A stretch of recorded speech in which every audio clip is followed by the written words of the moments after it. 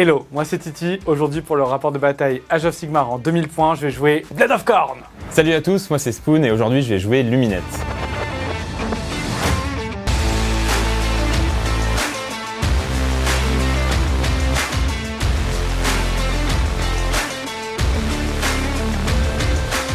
Dans mon armée de 2000 points, j'ai choisi la sous-allégeance des Faucheurs de la Vengeance. Ça va permettre à mes démons de mieux toucher les héros de Spoon et à chaque fois que je vais en tuer un, je vais gagner 2 dîmes de sang. Pour l'idée mon armée, j'ai pris 3 buveurs de sang. Le premier sera mon général, c'est un buveur de sang dit Fury. Ça sera plutôt un buveur de sang de soutien qui va donner des charges à 3d6 et une bulle de -1 à la touche autour de lui. Il sera suivi par le plus violent de tous, le buveur de sang Rage, qui lui, à chaque fois qu'il fera des 6 à la blessure, il mettra toute une orale blessure mortelle tout autour de lui. Et enfin, le troisième, mais pas des moindres, Skarbrand, la machine à découper, celui qui a trahi Khorne et qui s'est fait arracher ses ailes, qui est globalement une des unités les plus violentes de tout le jeu. On va compléter ce panel des héros par 2 petits prêtres, un prêtre sanguinaire Bloodmaster et un Slaughter Priest. Pour le cœur de mon armée, j'ai pris 2 unités de 5 chiens de Khorne. C'est une très bonne unité qui de 1 peut protéger, ajoute 2 à dissipation et en plus ça tue pas mal avec des petites attaques. On va avoir après l'unité de sacrifice ultime, les Reavers. C'est des humains globalement un peu tout nus qui font pas grand chose à part mourir pour Khorne. Et on finit avec 2 unités un peu plus costaudes, un peu plus d'élite. De 1, une unité de 10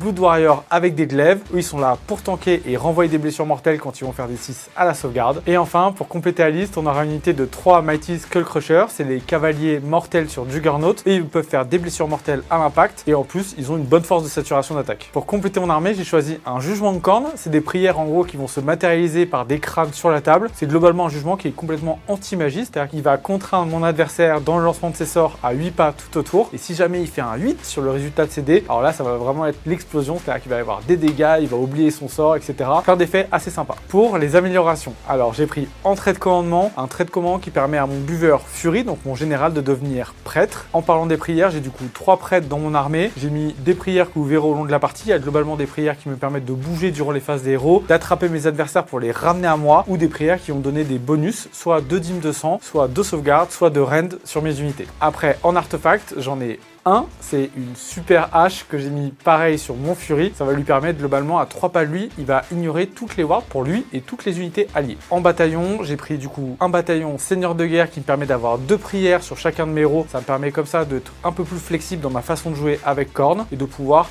distribuer des bonus quand j'en ai besoin ou entre guillemets des malus sur mon adversaire ou des petits tricks en fonction des étapes de la partie. On complète ça avec un régiment de bataille qui du coup me permet d'avoir une armée en 5 pauses. Ma sous-allégeance c'est Zytrek et ça va me permettre d'avoir +1 au lancement de mes sorts. Dans ma liste à 1970 points, j'ai choisi de ramener beaucoup de héros. Pour commencer, on a intégré Avalenor, ce qui permet d'avoir une bulle de -1 à la touche et d'avoir une pièce centrale qui va vraiment ancrer la liste. Pour l'épauler, on a Eltarion et les jumeaux, 2 pièces qui sont beaucoup plus petites mais qui vont quand même avoir du punch dans la partie et qui vont permettre de double active avec lui et de sortir à peu près n'importe quelle menace. Puisqu'une des règles d'allégeance Lumineth, c'est de pouvoir activer 2 unités en phase de combat. Pour compléter un peu la magie, j'ai pris une Catalar, ce qui me permet de renvoyer des Aether Quartz sur l'adversaire et également d'avoir accès au Blizzard. Autour de tout ça, j'ai choisi de ramener 2 Spirit of the Wind, Sévirette et un classique, ce qui me permet d'avoir une force de tir conséquente et de pouvoir sortir les héros importants adverses. Et donc pour épauler tous ces héros, j'ai choisi de ramener 10 Warden, 2 x 5 Dawn Rider et 5 Blade Lords, donc c'est un package très classique qui me permet à la fois vitesse avec les Dawn Rider,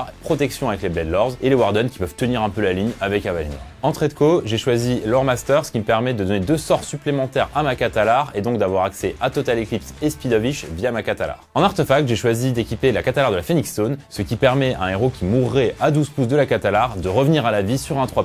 En bataillon, c'est extrêmement simple, pas d'intérêt à rentrer un Andarian Acolyte ni d'autres bataillons, j'ai donc fait 2 Battle Régiments pour être en 2 drops. Pour le match d'aujourd'hui, je vais affronter la nouvelle liste Lumineth de Spoon pour la fin de la saison 2023-2024. Une espèce de liste qu'on appelle Hero Hammer avec plein de héros et plein de capacités différentes. C'est une liste que j'ai globalement jamais affrontée, donc déjà il y a l'effet de surprise qui va beaucoup jouer pour moi, avec en plus une armée Khorne que je maîtrise pas énormément. On a beaucoup de tricks du côté de Khorne d'un point de vue jeu, pour handicaper son adversaire, essayer de l'entraver, de l'empêcher de jouer, de faire des tactiques à des moments. Mais de l'autre côté, j'ai une liste en face de moi qui a aussi beaucoup de répondants au tir, ce qui est très fort contre Khorne parce qu'ils aiment pas trop ça, mais aussi au corps à corps avec des malus dans tous les sens. Donc je pense qu'on va avoir une guerre de tricks et d'utilisation de la dîme de sang pour essayer de passer à travers un peu la défense du bunker que peut faire Spoon avec cette liste-là. En plus, on va jouer sur un scénario où il y aura 3 objectifs, donc globalement, on va devoir aller au contact pour s'emparer de la prise des points. Du coup, le scoring de base et primaire de l'armée va être le plus important pour arriver à se différencier sur le champ de bataille. Et mon objectif, ça va être d'essayer de trouver une faille dans le dispositif de Spoon pour faire entrer soit un buveur, soit peut-être Scarbrand à un moment pour créer un différentiel au niveau de l'attrition, c'est-à-dire les dégâts qu'on va se faire entre les deux armées. Un autre point qui va être intéressant, c'est que j'ai une bonne sous-allégeance, on va dire, contre la scène, c'est qu'il a quand même beaucoup de héros, donc si je les tue, je vais pouvoir rapidement générer beaucoup de dîmes et peut-être arriver avec l'invocation à dépasser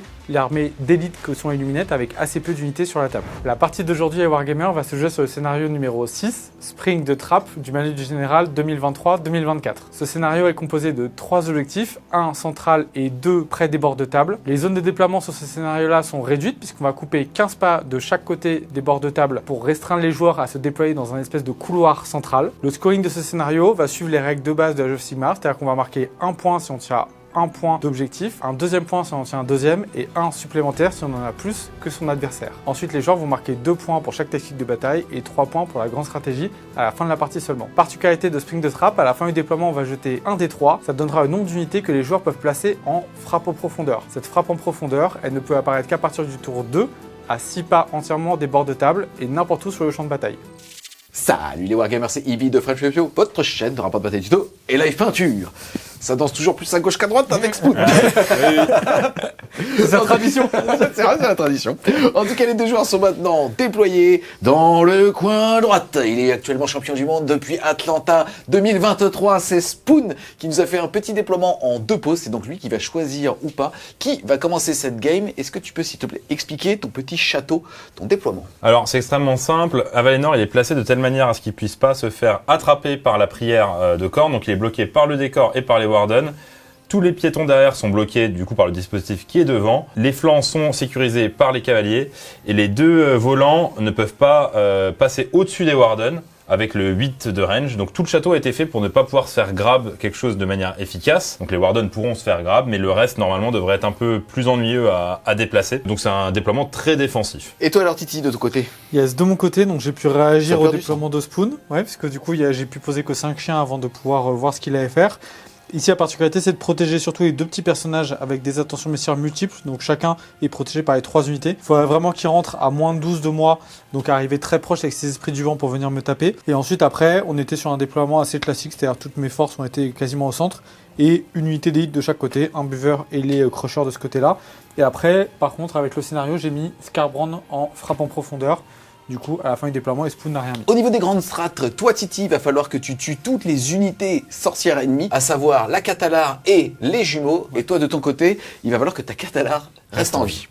La finesse ce rapport de bataille. Simple. Spoon, c'est toi qui as l'initiative justement pour le premier round de bataille. Est-ce que tu peux nous expliquer justement ce choix de le prendre ou de le laisser sur ce match-up? Alors le choix est pas évident du tout parce qu'en fait, si je laisse le tour, les crânes de Titi vont empêcher une tactique facile Luminette T1 qui est de lancer les 4 sorts, ou en tout cas la rendre extrêmement risquée.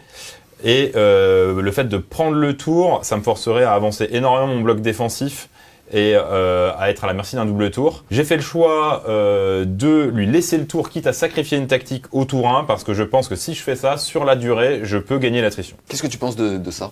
Ouais, c'est une bonne... en fait, il y a vraiment une double gestion, sachant qu'en plus, Core n'est pas forcément le maître de la tactique par rapport aux Luminettes, donc tout ce qui va être tour où je dois jouer tout seul, c'est pas ma facilité. Moi, j'ai plutôt des tactiques en interaction avec l'adversaire plutôt que l'inverse. Donc là, je vais devoir en plus faire une tactique qui me force dans mes mouvements plutôt qu'un truc qui aurait été plus simple si Spoon avait bougé un peu.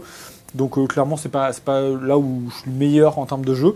Mais tout ça me va parce que dès que j'aurai posé mes crânes, il va largement galérer à mettre des bonus avec ses sorts qui rendent son château très compliqué.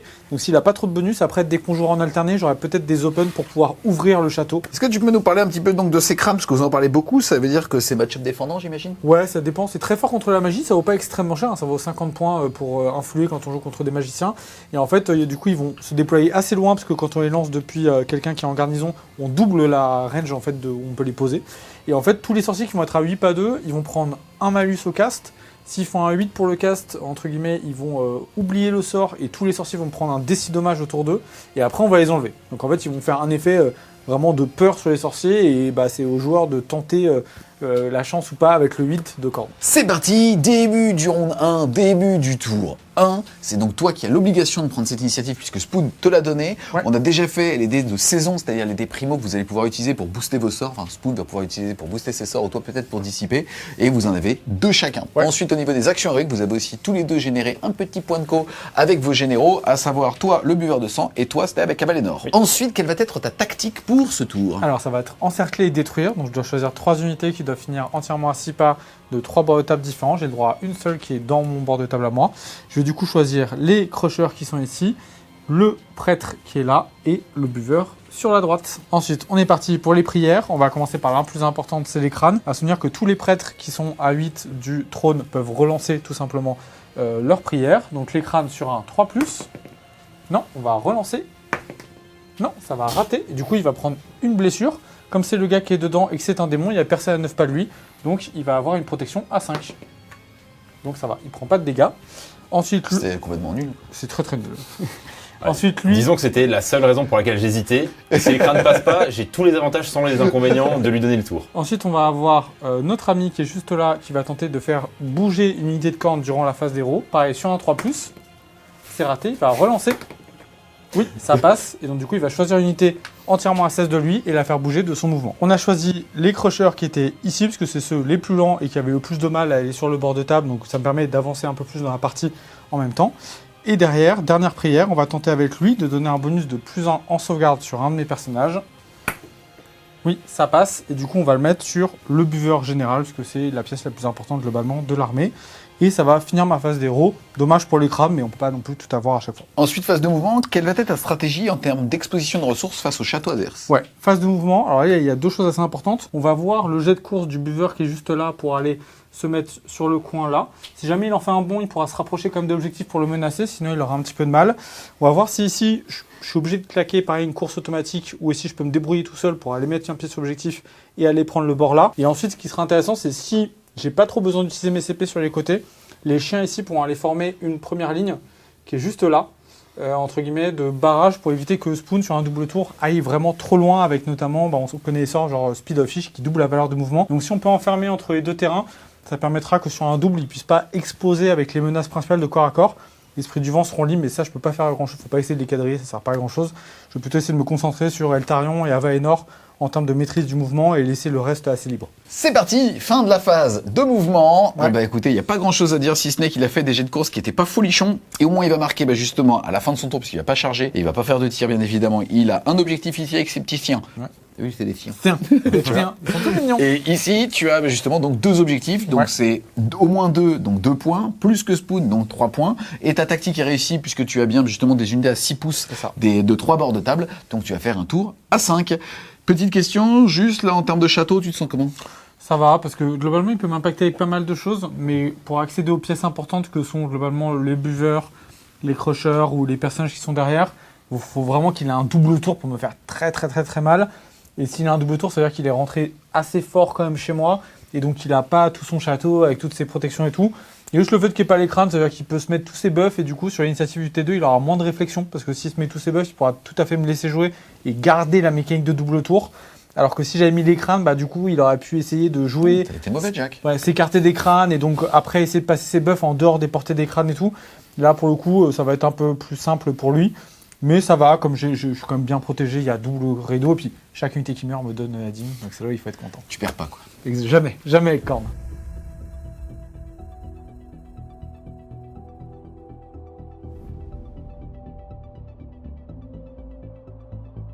C'est parti, début du tour 1 de Spoon en luminette. Au niveau des déprimo, vous en avez généré un de plus. Vous allez donc en avoir 3 chacun. Au niveau des actions héroïques, il y a 2 heures de gloire qui sont parties. La première sur Séphirette ici, Oui. et la deuxième sur le buveur là-bas. Quelle va être ta tactique alors pour ce tour? Comme j'étais meilleur que Titi qui n'a pas lancé ses crânes, je peux faire ma tactique de lancer 4 sorts. D'accord, eh bien, écoute, on va enchaîner tout de suite avec la phase de héros. Par quoi tu veux commencer? Donc on va commencer par lancer un bouclier mystique avec les jumeaux. On va garder un 8 Je vais laisser passer les boucliers mystiques. qui va du coup aller sur Monsieur Avalénor. Ensuite, on va faire un Power of Wish sur cette unité de Warden. C'est un 8. Ça marche pareil, je vais laisser passer. Donc cette unité a des mortales sur du 5. Je vais faire un Power of Wish sur les cavaliers qui passent à 11. Ça passe. On rappelle que c'est le sergent d'unité qui donne ce sort et qu'on peut donc les lancer en boucle. C'est une règle spécifiée dans le War Scroll, qu'on peut le lancer plusieurs fois. Power of Wish également ici. Ça passe également. Et donc il me reste 3 sorts à lancer. Les sorts importants. Voilà, c'est pour ça qu'on attend. Qu'on a gardé pour la fin. Et on va commencer par Protection of Wish par les jumeaux. Pour l'instant, c'est un 8-9. On va ajouter des dés primo. Ça fait 11. 12, 13, 14. 15. Ça marche, comme Spoon n'a pas fait un score incroyable malgré 3 dés primo, on va jeter en fait une dispel pour voir le résultat et après on verra si on rajoute des dés. L'intéressant c'est si on commence à 9 ou à 10 par exemple, c'est intéressant de mettre nos dés primo. Donc on commence à 3, ce qui est pas du tout, donc on va pas gaspiller de dés primo pour ça, on va du coup passer à la dispel d'après où là maintenant j'ai l'avantage que je suis à 3 dés primo contre 0. Alors ce sont les jumeaux qui lancent cette protection à 5 et c'est une bulle à 9 pouces de E qui donne une ward à 5 à tout ce qui est à 9. Ce qui est extrêmement utile contre tout. Mais aussi contre Corbe. Et donc on va enchaîner avec la Catalar qui va commencer par lancer une Speed of Wish. C'est un 7. On va tenter dispel avec les chiens. Les d'abord. chiens, c'est suffisant. Tu fais... C'est Non, disci- oui, c'est suffisant. Ça fait 8. Et la Catalar va tenter de lancer une Total Eclipse Qui va donc doubler les PC. et qui est ratée. Je vais relancer avec le décor. Ouais. C'est réussi à 10. Ça marche. Du coup notre dernière dispel pour tenter de dispel la Total Eclipse. 3 ça ne fait pas rêver, heureusement on a 3 dés primo. Tranquille. Le premier, toujours pas génial. Ok. Et le dernier, Je crois 3, que 4, 5, 6, 7, 8, 9, et bah ça va passer. Titi, arrête de jouer avec des dés. Non mais je vois, je me... il faut jouer sans dés hein, maintenant. Je suis passé, j'ai déjà arrêté les échecs pour venir à ça, donc en fait, je suis foutu quoi. Non, mais il n'y avait pas de dés sur les échecs. Donc on a une phase des héros qui s'est bien passée, mieux que prévu. J'ai qu'un seul sort qui a été annulé par Titi. Yes, donc pour rappeler un petit peu, on a 7 unités et 7 unités qui vont pouvoir justement faire des blessures mortelles sur du 5. On a Avalenor qui a +1 en sauvegarde. On a la Total Eclipse qui est passée de la Catalar qui fait qu'à chaque fois que Titi va vouloir utiliser un point de commandement, celui-ci sera doublé. Et on a une unité qui a fait Speed of Ish. Et qui a loupé, qui s'est fait unbind, parce que Titi peut quand même jouer un peu dans cette partie. Phase de mouvement. Le but de la phase, ça va être d'être agressif pour positionner ses pièces, pour pouvoir tirer sur un des deux buveurs. J'ai pas encore fini mon choix, mais c'est l'objectif. Tout en prenant l'objectif central et l'objectif de gauche. La grande difficulté de cette phase de mouvement, ça va être de se positionner pour que l'arrivée de Skarbrand ne soit pas d'un impact suffisant pour complètement casser mon armée.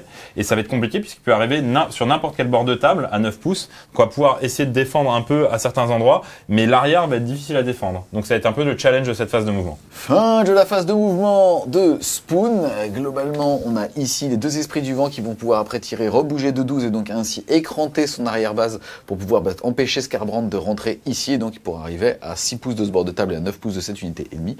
Ou alors pareil là-bas. Pareil, Titi n'a pas pu faire de redéploiement puisque comme il y a une Total Eclipse, ça lui aurait coûté 2 PC. Début de la phase de tir. On va faire tirer Eltarion en premier sur le buveur général. Ok. Qu'est-ce qui se passe? Un D3 mortel. Et ça sera 3 mortels dans la ward à 5. Ouais. Donc ward à Du 5, buveur. parce que du coup j'ai pas d'ennemis à 8 pas de moi, donc du coup les démons ont une ward à 5. Ça fera un point de vie. Il lui en reste 15. On va insister et on va faire tirer Avalenor sur le buveur. Ça marche. Et on va l'all-out attack. Ouais, et du coup, moi de mon côté, je vais faire un all-out defense pour 2 points de commandement, qui m'en restera que 1. 2 plus. 2 plus. Tu as une sauvegarde à -2. Ouais, donc du coup, j'ai plus 2 via Ok, la 4. prière et du coup le all-out defense, donc on va rester sur la sauvegarde de base à 4 plus. C'est raté. C'est raté, c'est dommage. D6. Et là, c'est le moment de faire un 1. Exactement. Et toujours un 1 sur un des 3. Et là un 5. Protection à 5. Ah. Non, un PV, donc il lui en reste 14. À coup de 1, ça va être long. Ensuite, on va faire tirer Sévirette, toujours dans la même cible. Sévirette, il y a 4 tirs en 2+, puisqu'il est en heure de gloire. Et à 2, nous avons 3 saves à -3 et donc à 5. Ouais, sauvegarde à 5 du buveur. Il y en a Bien, une on fait qui va 2, passer. ça fait D3 dégâts, 1 dégât, Un dégât évidemment, que tu peux warder. que je peux warder. Save à 5. Non. Je vais faire un point de vie encore, il lui reste 13 privés. Un par Un par un, on avance doucement. Le deuxième spirit va faire de même. Et donc lui, il est en 2+, 3+. Il est meilleur. 3 saves à -2, donc à 4. Et save à 4.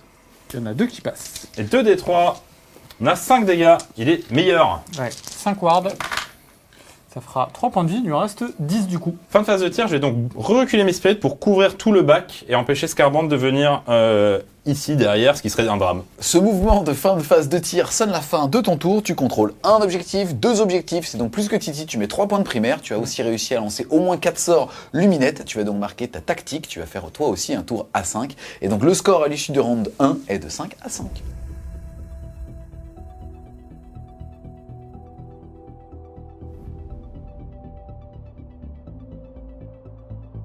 C'est parti, début du round de 2, jet d'initiative en cas d'égalité, c'est Titi qui la conserve. Oh, il a sorti le dé tyrannide. Le dé tyrannide pour son meilleur 2.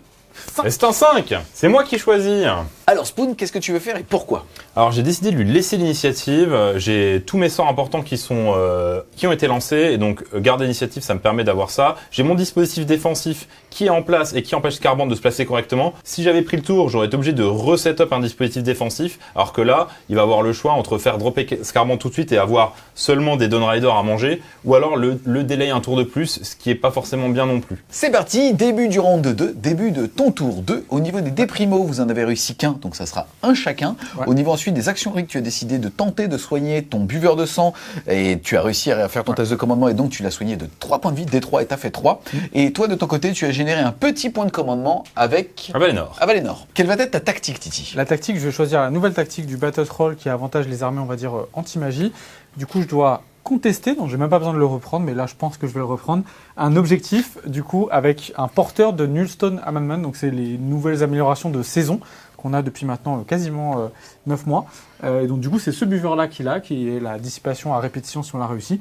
Donc le but, c'est qu'il reprenne cet objectif-là, que je me débarrasse des Dawn Riders ou pas, ça me permettra d'avoir ma tactique facilement. Voilà. J'ai une question. Ouais. Tu penses que tu vas réussir un 3+ reroll? J'espère que ça c'est le pas un fait. fion, c'est pas un fion. On est parti. De son côté, Spoon fait toujours 2 castes avec la Qatar. Je pense que ça restera comme ça pendant quelques temps. De mon côté, je vais tenter avec le mec qui est dans la garnison de relancer toujours les crânes sur un 3+. C'est bon. Ça passe, donc on va les placer Je immédiatement. suis pas sûr d'être dans le champ. Il faut la refaire. Non, Ah tiens, check, voilà. Comme ça, vous savez ce qui se passe, pourquoi je boum à chaque fois. On a placé du coup les crânes. À noter que du coup la portée est améliorée parce que celui qui les a lancés est en garnison. C'est important pour entre guillemets avoir une super portée. Et on a déjà fait le mouvement qui est normalement en fin de phase d'héros pour affecter le plus de sorciers possible du côté de Spoon. On va continuer avec les prières. J'en ai encore 2 à lancer. La première, on va tenter de remettre un plus en sauvegarde encore dans notre petit copain le buveur qui est juste là. Ça, c'est sûr. Un 4+, ça passe. Dernière prière, on va faire le sacrifice de corne pour commencer à générer de la dîme de sang. Ça sera du coup sur un 4+ relançable également. Oui, C'est bon. ça passe, on va sacrifier... Titi. Bah, c'est une dinguerie. On va sacrifier des chiens, juste ici. Donc des 3 points de vie. 2 points de vie. J'ai une ward, du coup, parce que je suis à plus de 8 pas d'un ennemi. On dit que tu Donc, sacrifiais. qu'un seul PV. Je sacrifie, mais un demi-chien. Et C'est donc, du honteux, coup, c'est honteux. je vais générer un point de dîme de sang. Et du coup, vous verrez, je pense qu'on commencera à faire des effets au tour suivant. C'est quoi la Titi que tu fais? Phase de mot, désolé. Ah, J'étais parti, moi, j'étais chaud. Au pire, tu le fais après. C'est chaud comme une baraque à frites. Ça, il a fait 2-4+, le mec, il sort. Ah, c'est bon là. Il est parti. On a écran, c'est un truc de ouf. Ici, du coup, on rentre dans une phase où déjà il va falloir rester au contact au niveau du score. Donc ça, c'est pas trop compliqué parce qu'on a une tactique facile à ce tour-là. Là, le but, c'est, on a vu qu'il a commencé à mettre toutes ses ressources de tir sur le buveur. On va pouvoir soit se mettre en heure de gloire, soit se re-soigner pour quasiment monter au maximum de nos PV. Et on a repris un plus en sauvegarde. Donc on est plutôt OK en termes de défense. La particularité à ce tour-là, ce qui est assez intéressant, c'est qu'il va falloir multiplier les cibles pour que s'il a un double tour, peut-être il puisse s'essouffler, ils doivent commencer à faire des choix vraiment compliqués, sachant que le buveur qui est juste là, bah, globalement il va falloir commencer à le gérer, parce que s'il rejoue derrière avec ses capacités de faire des blessures en aura, il ne peut pas le laisser non plus faire n'importe quoi. Je crois que les sorts normalement devraient être un peu moins impactants au tour d'après. Donc ce qu'on va faire, la grande question que j'ai, c'est est-ce que je vais sortir Scarbrand derrière sur les Dawn Riders ici, pour en fait créer une triple cible de buveur, avec le buveur qui est sur un objectif et qui l'embête, le buveur général qui synergise quand même beaucoup mon armée, et Scarbrand qui est derrière, qui est ma plus grosse source de létalité. Donc s'il la tue, après il est tranquille pour le reste de la partie, je peux globalement pas lui tuer ses pièces importantes pour la suite. Donc ça c'est mon gros truc, c'est est-ce que je crée vraiment 3 fronts, c'est-à-dire un central, un sur le côté et un derrière, pour commencer à faire mon jeu de camp, c'est-à-dire plus on tempo, plus on reste un peu dans le temps, on se regarde, etc. Plus moi je suis quand même assez à l'aise, parce que je peux tenir longtemps dans la partie avec l'invocation, et le fait de pouvoir passer d'une heure de gloire à une autre, temporiser avec l'armée. Donc je pense qu'on va mettre beaucoup de monde sur le centre pour en fait lui forcer à jouer aussi au centre et qui dit maintenant il va falloir venir me chercher. et en même temps tu dois t'occuper de moi au tir un peu à droite à gauche. Donc je pense que c'est ça l'objectif, c'est créer peut-être 2 ou 3 fronts avec en plus une énorme masse au centre qui est entre guillemets une espèce de truc qu'il faut gérer. Voilà. Maintenant on va faire attention parce qu'il y a quand même un blizzard qui peut globalement débloquer un peu les situations à n'importe quel moment. Fin de la phase de mouvement. Petit débriefing. Ouais, bah écoute, on a mis plus de monde sur l'objectif pour entre guillemets voler le point central. Les joggers sont venus en bordure d'objectif, mais pour menacer et commencer à rentrer dans la partie. Donc au prochain tour, ils peuvent eux aller s'occuper des Dawn Riders. Et ici, Spoon a redéployé de 4, ce qui fait que du coup j'ai une charge maintenant à 8 sur les Dawn Riders, parce que j'étais pas à 3 pas. Et après, ici on a mis les Blood Warriors sont à plus de 12 de la Catalar pour pas prendre de blizzard, en tout cas sur cette unité-là, parce que c'est l'unité où il y a 20 points de vie, ça va 3, donc c'est celle qui est assez précieuse.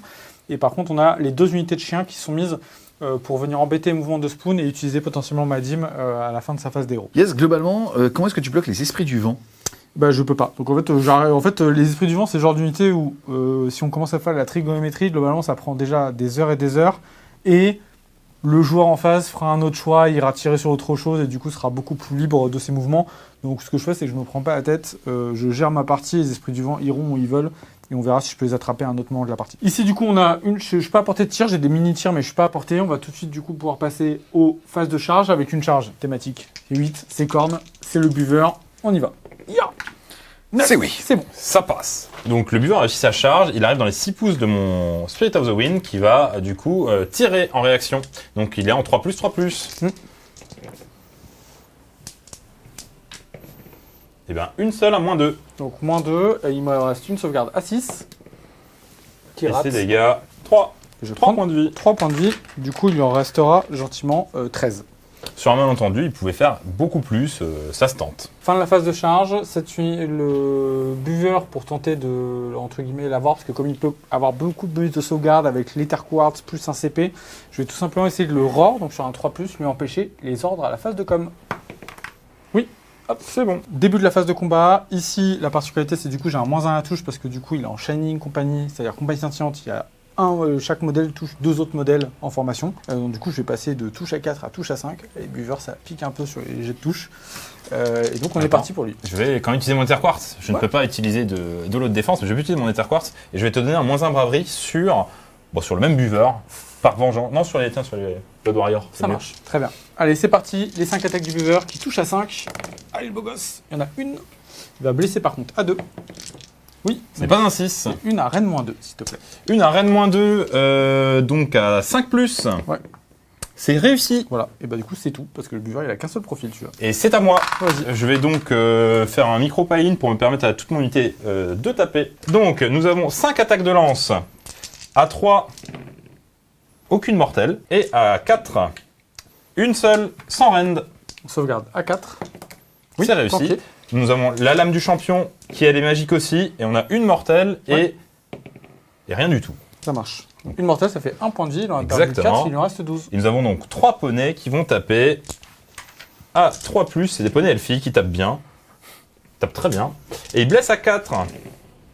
Eh bien, ça fait tout de même 3, s'il te plaît, sans rend. Ouais, sauvegarde à 4. Hop, ça fera 1 point de vie en plus. Il en a perdu 5. Et poney qui taffe. Voilà. Du coup, il lui reste 11 PV. C'est impressionnant le corps à corps chez vous, les gars. Ça rigole 0. Sur cette violence sous contrôle. Ça rigole pas les buveurs. Franchement, Corne. C'est les poètes qui ont fait le taf, quoi. En tout cas, ici, au niveau des primaires, tu as repris l'objectif central, tu as pris cet objectif ici, tu en as donc 2 sur les 3, ça fait donc 3 points de victoire. J'en ai 3 sur les 3. T'en as 3 sur les 3, bah, ça fait quand même 3 points de victoire, c'est très bien. Merci. Et ensuite, ta tactique, elle est réussie, puisque comme tu l'as dit, tu as réussi, c'était la tactique de bataille de la saison, qui est que ton porteur d'artefacts anti-magie a réussi à contester un objectif. Il a réussi à faire que ça d'ailleurs. C'est vrai. Il a pas vraiment- séché un poney, le mec. Voilà, le mec est là. Fera du stomp. Et donc, ça fait que tu as marqué 5 points de victoire, ton Ouais. score va passer de 5 à 10.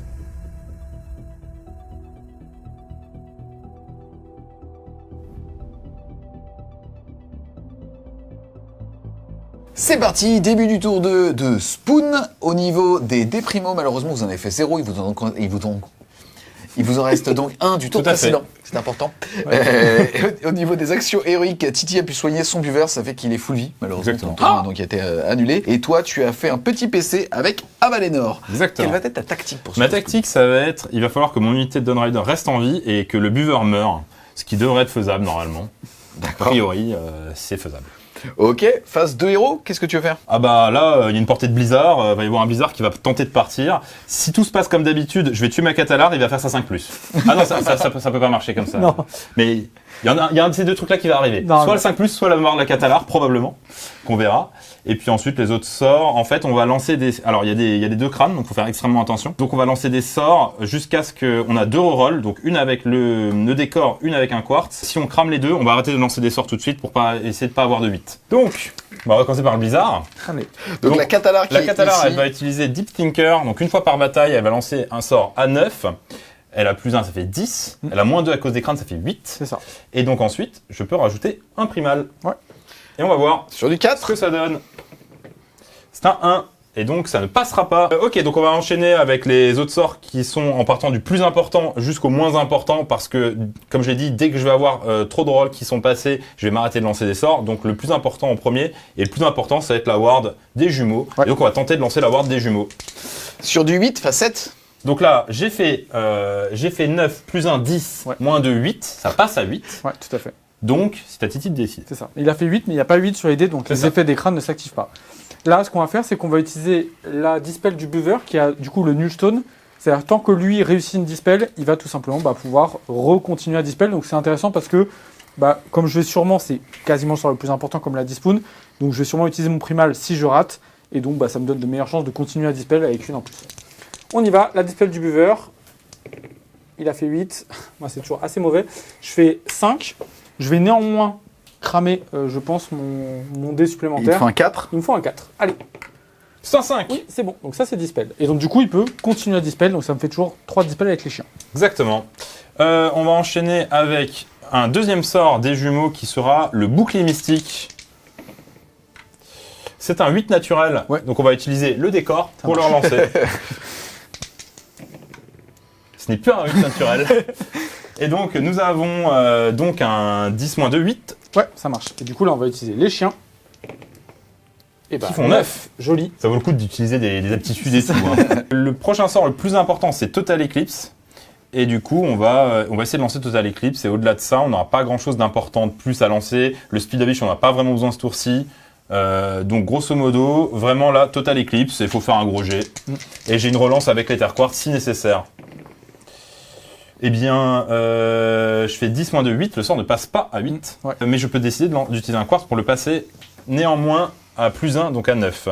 Il y a ce niveau des Ether Quartz, tu peux soit ajouter un au sort, soit relancer le sort avec un Exactement. game. Et je vais décider du coup d'ajouter un au sort parce que, Pour que ça ce sort passe. t'ennuie énormément. Ouais, absolument. Donc Allez, il te faut un 10. point 10. C'est parti. De la chance. Non, pas cette fois. Donc, Donc j'ai réussi à lancer mon sort. Donc maintenant je pourrais continuer à lancer des sorts, mais c'est risqué, sauf ici. Ici je ne suis pas à portée de crâne, ici non plus. Donc j'ai quand même encore 2 unités qui peuvent lancer des sorts sans prendre énormément de risques. Donc on peut avoir une speed qui partirait d'ici ou d'ici. Et ensuite on aurait soit un Arcane Bolt, mais c'est pas très rentable contre Korn. Nous allons tenter un Power Wish ici.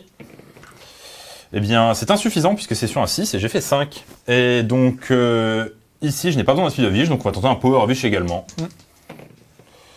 C'est un 11. Ça marche. C'est- il me reste Alors, une. c'est théoriquement pas mon dernier sort, mais en pratique, ça sera probablement mon dernier sort. Ouais, on va faire la dispel du Beaver qui va rater. Pardon. Ouais, mais il a une bind ce qu'il fallait en vrai. Il est au max, le Beaver. Et puis, Il lance sa j'ai meilleure loupé game. mon Blizzard, C'est ça. qui était sur un 3+. Fin de la phase des héros. Là, on va rentrer dans les interactions du coup de Korn avec l'adversaire. Je vais du Enfin, coup. les noms d'interaction. Enfin, les interactions. L'interaction, lui, bah non, tu bouges plus. Question de point de vue. Mais en tout cas, interaction pour nous, on le pense. Je vais du coup déclarer que je vais utiliser mon seul point de dîme, donc je vais tomber à 0, avec l'unité de chien qui va être juste là. Je peux faire un mouvement de 6 pas et je peux rentrer dans les 3 pas entre guillemets de mon adversaire. Donc c'est assez intéressant ici. Pourquoi? Parce que je vais pouvoir engager Avaenor, les lanciers. Alors, outre le fait de les bloquer, de forcer le tir déjà de lui, donc ça contraint un peu Spoon dans ce mouvement, ça me permet aussi qu'il va un peu galérer à enfoncer. Donc pareil sur un double tour, j'ai un peu plus de souffle à ne pas me faire complètement éclater parce que, entre guillemets, il m'aura tué l'unité que moi j'aurais désignée à ce tour-là. On va faire D6 juste là. Hop, c'est parti. On fait 1. Donc là, c'est vraiment le minimum. C'est pour ça qu'on s'était mis à 3. Et donc, ici, on va faire un pas et on va venir engager les lanciers. Ici, on va engager Avaenor à travers les crânes juste là. Hop, hop. Comme ceci. Quelle tactique déloyale, du coup, Ouais. Valinor va galérer à taper. Voilà. Enfin, il va pouvoir taper à cause du petit truc, mais Ouais. Il y a des moments où si tu avais rapproché tes deux crânes à fond, Oui. possible que je puisse pas taper. Ouais, tout à fait. Et du coup, c'est la fin de la phase de héros complète, et du coup, maintenant, c'est la phase de mouvement de Spoon. Phase de mouvement, l'objectif de la phase de mouvement, tout l'objectif du tour, c'est de tuer ce buveur et de débloquer un peu ici devant. Ici, on ne pourra pas débloquer avant la phase de combat, donc on va pas trop s'en préoccuper. Donc tout mon objectif va se concentrer dans tuer ce buveur. Comment on va procéder? Il va y avoir les tirs des deux spirits, le tir d'Eltarion. On va probablement envoyer Eltarion aussi parce qu'on a envie de garder les Bedlords et peut-être retraite cette unité pour que Eltarion ait une charge possible. Et grosso modo, avec tout ça, normalement, ceinture bretelle, on devrait pouvoir sortir le buveur. Ici, comme on supprime les chiens en phase de combat, on va scorer ici, là, et on score nos 5. Fin de la phase de mouvement. Pas grand chose à dire si ce n'est que Sephiret ici a survolé ce petit mec, enfin ce gros mec, et lui a fait 3 mortels, c'est ça? 3 mortels. En passant au-dessus, et qu'on va pouvoir enchaîner avec la phase de tir. Tout à fait. Du coup, on va commencer par faire tirer Avalénor dans les chiens, parce qu'il n'y a pas le choix. Et on va lui donner un holot attack sur du 2. C'est un 1. Rien ne se passe. On fait comme ça alors. On va donc enchaîner avec Séviret qui va tirer dans ce brave monsieur, dans Monsieur Buveur. Ça marche. Et du coup, je vais déclarer. Hop. Pour 2 points, il déclare un holot de défense. Et du coup, on est parti sur du 2. Et puis sur du 3. Aïe. Eh bien, ça fait 4 à moins 3. 4 sauvegardes à 6. Il y en a 3 des 3. 3 des 3. Eh bien, ça fait 5 points de vie. 5 points de vie, il lui en reste 3. Et donc là, il faut que je fasse une mesure sur monsieur ici. Est-ce qu'il a d'autres cibles à porter? Donc là, comme il reste 3 points de vie, je vais essayer de les finir avec Eltarion. Ce qui me permettrait de libérer le tir du Spirit ici qui pourrait tirer sur les chiens. Tout simplement. Donc Eltarion qui va faire un tir dans le buveur. Qui fait des 6 mortels. 3 mortels. Poup. Il a entendu ce qu'il fallait qu'il fasse. Du coup, il est mort, du coup, je gagne 1 point de vie, mais je retourne à 1. Exactement. Et donc, on va faire exactement ce qu'on a dit. On va voir sur énormément de chance. Il peut peut-être libérer un peu ici. Nous verrons. Alors, avec ce Spirit of the Wind, je vais tirer sur les chiens ici. Et donc, c'est sur du 2+. Et sur du 3+. Ça va, les coups? Belle perf. Ça va le coup de se poser des questions. Ici, avec l'ensemble de mes unités sans les spirits, Scarbrand ne peut pas venir derrière moi. Il est obligé d'arriver sur les flancs. Et donc, ça veut dire que les spirits peuvent être replacés librement. Donc, le but, c'est de les rapprocher du centre pour qu'ils puissent réintervenir partout sur la carte. Fin de la phase de charge. Je vais roar avec Avalénor sur les chiens. Et ils sont rares. Ils vont pas dépenser de 2 CP. Que je n'ai pas. Que tu n'as pas. Début de la phase de combat, je vais activer 2 unités en simultané qui seront les Warden et Avalénor qui est engagé. Ouais. Donc le but c'est que les Warden vont se glisser dans ce trou pour avoir un maximum de personnes emportées. Et Avalénor ensuite, suivant ce qui reste, il fera son paladin, il va se serrer au crâne et il verra s'il a quelque chose à porter. Ouais. Début de la phase de combat, je vais taper avec mes lanciers et je vais pas les holo attaque. Ça marche. À 3+, on a 4 mortels. Ouais. Et puis à 4+, parce que tu ne m'as pas chargé, tu en as 2 sans rend, plus 4 mortels. 2 sauvegardes à 5 plus des chiens. Non, donc ça fera 6 points de vie au total, ce qui fera 3 chiens. 3 chiens. Ici, du coup, j'ai décidé de retirer les chiens de ce côté-là. Pourquoi? Tout simplement, c'est qu'en fait, ici, déjà, les Wardens sont déjà engagés là. Donc ça me laisse une unité ici qui est éligible pour la dîme si jamais je rejoue derrière. Et donc avec eux, je pourrais, si lui n'avance pas, parce que pour l'instant, je pense qu'on est à plus de 3, je pourrais réengager Avalénor juste ici avec un D6. Sachant que je vais pas subir le moral parce que je suis un démon. Et en fait, j'ai pas besoin. En fait, taper là-dedans ne me sert à rien. Je vais globalement rien faire avec le -1 touche, etc. Donc l'attrition, ça sert à rien. Ils sont déjà engagés. Mon but, c'est plutôt de garder des ressources de dîme pour tout simplement bloquer et jouer mon jeu, entre guillemets, de contre-objectif. C'est parti les amis, fin du tour de Spoon. Il contrôle cet objectif ici, il a réussi à reprendre le centre et il a réussi à ce que cette unité survive et que le buveur décède. C'était donc ta tactique luminette. Ça veut donc dire que tu vas remarquer de nouveau 5 points, mettant ton score de 5 à 10 et le score à l'issue du round de 3 est 10 à 10.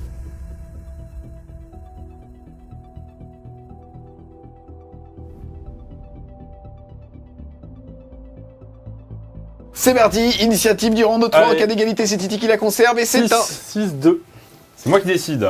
Alors, je lui ai donné le tour parce que Scarbrand est obligé d'arriver ce tour-ci, puisque on le sait, en début de 4e round, toutes les réserves sont détruites. C'est parti, début de ton tour 3. Au niveau des déprimos, c'est à 0 tous les deux.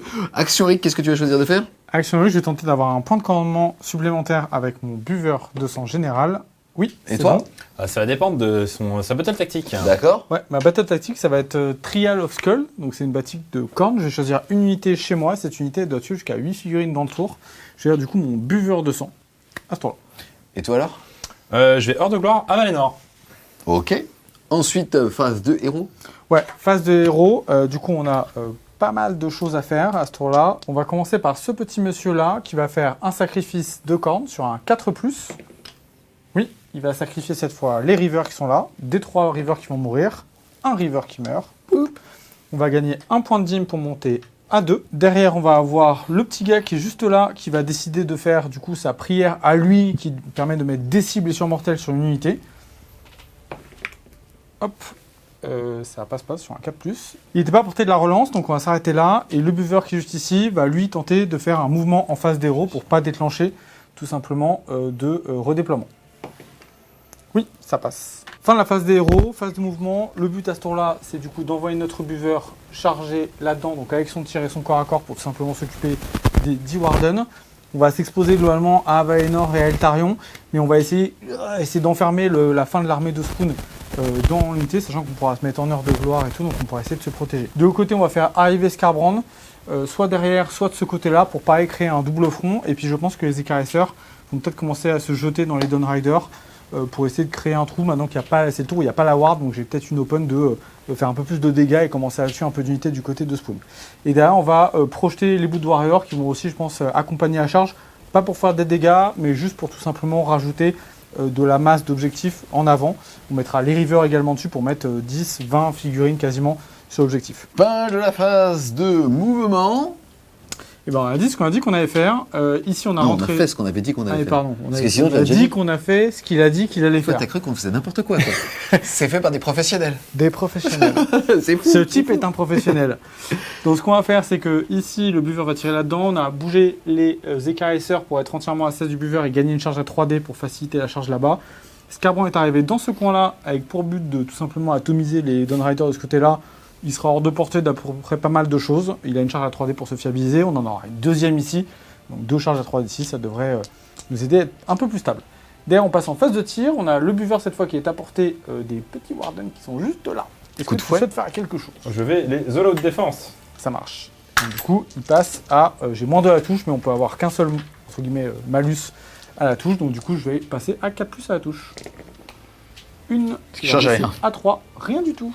Ensuite, on est parti. Début de la phase de charge. Lui, il désigne cette unité-là pour la charge à 3D. Et du coup, on va commencer par celle-là, parce que c'est une des plus simples.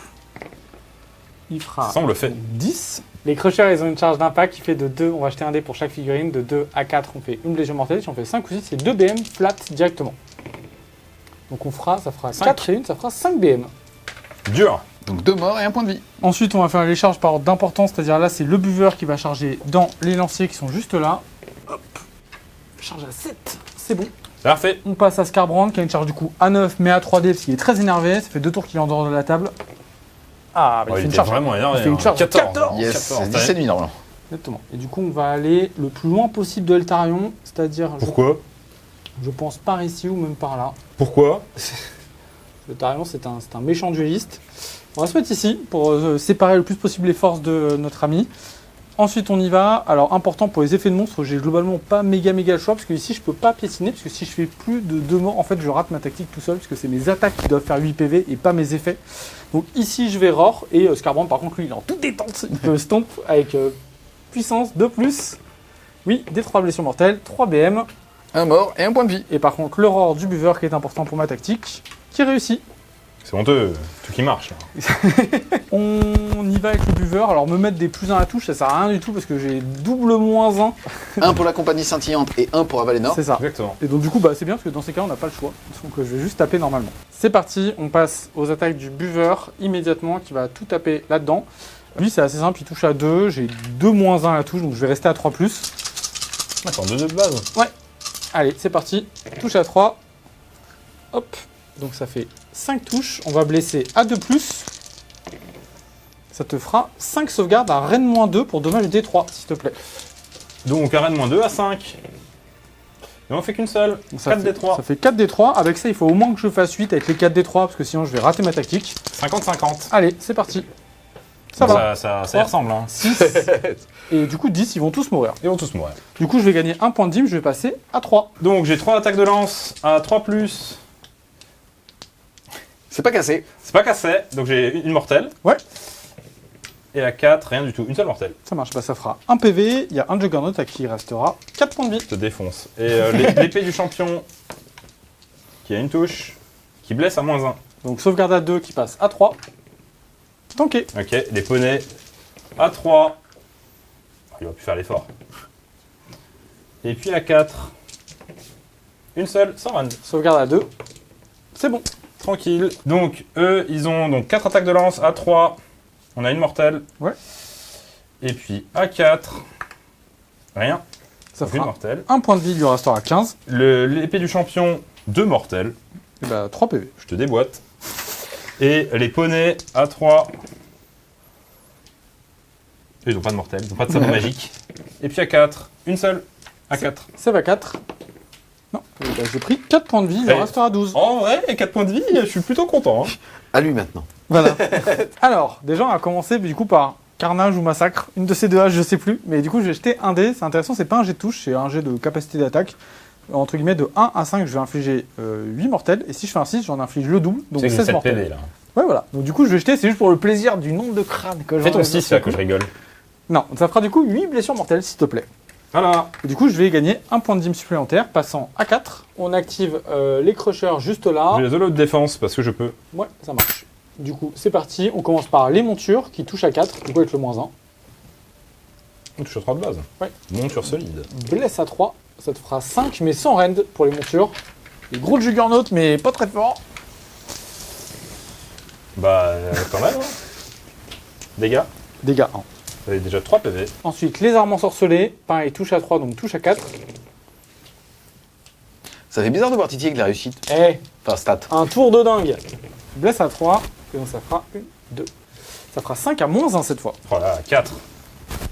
Et bah, 2 PV, il meurt tout pile. Ouais. Et donc du coup, on passe à 5 points de dîme. Et du coup, fin de la phase de combat, il y a les effets du buveur. Le buveur Fury, en dehors d'être un buveur plutôt de soutien, même s'il vient de décapiter 10 elfes, il a une règle à la fin de la phase de combat, on regarde toutes les unités ennemies qui sont à 8 pas de lui, et en fait sur un 4+, le sol tremble et se fissure, et du coup ils prennent des 3 blessures mortelles, c'est assez cool. Donc là on a 3 en plus héros assez importants. Avaenor sur un 4+, oui, on va lui mettre des 3 blessures mortelles. Hop, 3 BM. Sévirette, l'esprit du vent. Non, c'est raté. Et notre ami Eltarion, c'est important parce que lui, il est très compliqué à blesser. Ah, c'est raté. Et du coup, c'est la fin de c'est la fin de mon tour. Yes, tu contrôles un objectif, 2 objectifs, 3 objectifs. Tu vas donc marquer 3 points de primaire. Tu réussis ta tactique puisque tu as fait au moins 8 PV avec des attaques de tir de corps à corps avec ton buveur. Tu refais un tour à 5. C'est le 3e consécutif, c'est-à-dire que ton score passe à 15.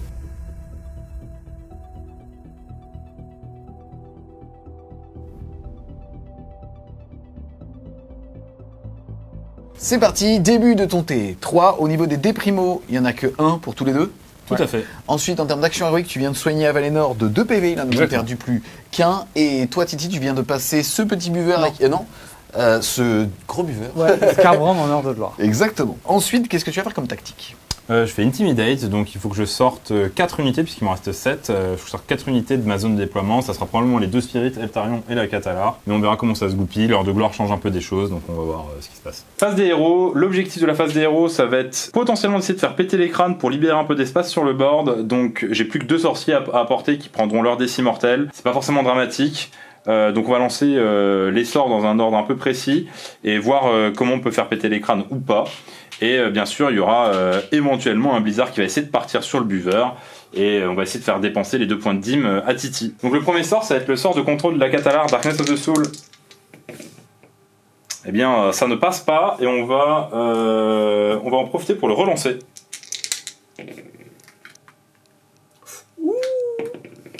Oh, je vais peut-être m'en sortir. Eh bien, ça ne passe toujours pas, puisque je fais 5. Ensuite, on va faire le blizzard tout de suite avec la Catalar. Il faut 12. Alors, pour l'instant, c'est un 6. Donc ça veut dire que je peux rajouter un dé pour faire 6. Une chance sur 6 de passer un blizzard où je garde mon dé pour faire autre chose de plus intéressant. Mais je crois pas avoir des choses beaucoup plus intéressantes que ça à ce moment-là. Donc, une chance sur 6. C'est un 4, ça ne passe pas. Les crânes qui continuent à m'embêter, à me pourrir la vie. On va lancer avec les jumeaux la ward à 5. On a un 8 naturel, donc on a les crânes qui pètent ou je peux relancer avec l'éther quartz et c'est le moment de prendre une décision. Et je pense que c'est le moment de laisser les crânes péter. On va perdre la ward pour la fin de la partie, mais c'est pas forcément grave. Donc les crânes pètent. Du coup, perdre de la ward, du coup, il pourra plus jamais la lancer avec ce personnage-là. Et du coup, par contre, tous les sorciers à 8 pas vont prendre des cibles blessures mortelles. La Cathalar. On enlève. Et les crânes ensuite sont enlevés du jeu pour les relancer derrière. On va commencer par la Cathalar sur un. Elle va prendre des cibles blessures mortelles, 6. Solide. Et derrière, je peux te faire le temps. Il va prendre 5. Ah ouais. Décidément. Donc la Cathalar, elle essaie de répartir ça dans les Bloodlords. Donc elle prend 1 et ça fait 5 P dans les Bloodlords. Et on va faire tout de suite Elania et Lator qui vont prendre 4 et répartir. Qui vont prendre 1 et répartir 4. Donc on a donc un Bloodlord restant en vie à 1 point de vie. Ouais. On va lancer un bouclier mystique qui passe à 6. Ouais, ça marche. On va tenter de le dispel avec des chiens, tout simplement. C'est bon. 7, c'est dispel. Fin de la phase des héros, je vais dépenser 1 point de dim pour faire un mouvement 2d6 avec les chiens qui sont là. Ils vont faire 3 pas. C'est pas suffisant pour engager autre chose, donc ce qu'on va faire, c'est qu'on va venir engager Avaenor en se collant à lui pour essayer tout simplement qu'il soit obligé avec son ping de rester collé au chien si jamais il m'a pas tué au tir et qu'il puisse pas charger. Fin de la phase des héros, j'ai utilisé un point de dim, j'aurais pu utiliser un point de dim ici avec le buveur pour venir aussi à 3 pas de Avaenor. Et du coup, on va être absolument certain qu'il puisse pas charger et se projeter dans la partie. Mais bon, là je vais splitter peut-être un petit peu ses tirs et le forcer à tirer un peu dans les chiens pour libérer Avaenor. Le gros problème, c'est qu'en fait, si je faisais 1, je faisais rien du tout. Donc sur le D6, c'est quand même une grosse variance. Donc on va s'arrêter là. Je vais garder mes dîmes pour l'invocation. Faire invocation plus effet peut-être au prochain tour de camp. C'est parti, fin de la phase de mouvement. Pas grand chose à dire si ce n'est que Skarbrand est encerclé. Il peut pas faire de redeploy du coup. C'est bien joué avec la symétrie. Ensuite, qu'est-ce que tu vas faire alors, Spoon? Alors, on va bourrer Skarbrand au tir. On va espérer le sortir au tir. Parce qu'en phase de corps à corps, on a vérifié à Valinor, quoi qu'il arrive, si je m'active en premier, il pourra faire un pain et taper dans Monsieur Buveur. Il va tout mettre dedans. On va voir ce qui se passe. En général, il tape fort. Et j'aurai une charge également ici. Au cas où j'ai besoin de faire une double active à un moment ou à un autre. Yes, on est round 3, ils seront donc dégâts 3, les jumeaux. On est parti pour la phase de tir. Commencez par Valinor qui va tirer dans les chiens. Ça sera pris avec. Tu veux pas all out défense? Jamais. Ok, 3 plus. Je prends le moins 1, touche ou pas? Oui, bien sûr. 4 plus alors. Voilà, comme prévu. Ensuite, nous allons faire Eltarion dans Monsieur Buveur. On déclare rien. On déclare rien. Et c'est un D3 mortel et c'est un 3 mortel. On est très heureux de ce 3. On prend 9 PV, du coup il lui reste 7 points de vie. Pour l'instant, on est très très content de comment ça se déroule. Je vais faire une petite mesure pour l'ordonnancement. Ok, il y a une portée sur le buveur dans les deux cas. On va donc commencer par Sévirette qui va tirer dans Skarbrand. Et là, tu peux peut-être m'annoncer quelque chose. Je vais déclarer une défense en règle. Du coup. Tout à fait. Il te reste 4 points de vie. 4 points de co cette fois. Un peu léger. Donc sur 2 plus 3 plus, je vais lancer ici. Hop. On touche tout, on est extrêmement heureux. Et à 3 plus. Et on en blesse 3, on est très content à moins 3. Donc on est plutôt, je suis en save à 5. Ah, ça va 5. Il est en heure de gloire et plus 1. 3d3. 3d3, attention. Eh bien, on a 6 points de vie. Il en reste 1. Il en reste 1. Voilà. Il reste 1 point de vie à Skarbrand. J'ai suffisamment d'autres possibilités de mortal entre temps. Je pourrais assurer le coup en tirant là, ou alors je pourrais tirer là. On va commencer par faire l'aptitude unique d'Elania et Lator, qui va tracer une ligne de 12 et faire sur 2 plus 3 mortels sur tout ce qui est sur cette ligne. Et donc, ça sera le buveur et les rivers, tout simplement. Et donc, le buveur, il prend 3 mortels, et les rivers, et les Blood Warriors prennent 3 mortels aussi. Ça marche. Donc, du coup, il y a un Blood Warrior qui va mourir. Poup. Et lui, il prend 3 PV, du coup, il retourne à 13 PV. Je vais pas prendre de risque.